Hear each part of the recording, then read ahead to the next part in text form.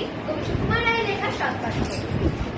শুনতে পেলাম পোস্ত ঘিরে তোমার নাকি নির্বিয়ে গঙ্গারামকে পাত্র পেলে। জানতে চাও সে কেমন ছেলে? মন্দ নয়, সে পাত্র ভালো।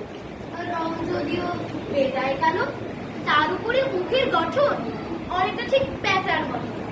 বিদ্যাপতি বলছি মশাই, ঘোর নিচের অধ্যবসায় 19 ডিপার্টমেন্ট এসে ঘায়ের হয়ে থামলো শেষে।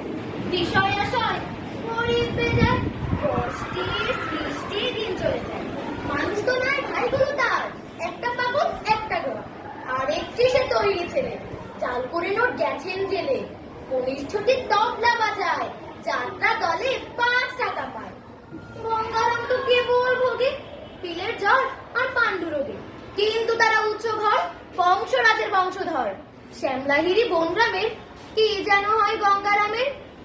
যা হোক, এবার পাত্র পেলে, এমন কি আর মন্দ ছেলে। ধন্যবাদ।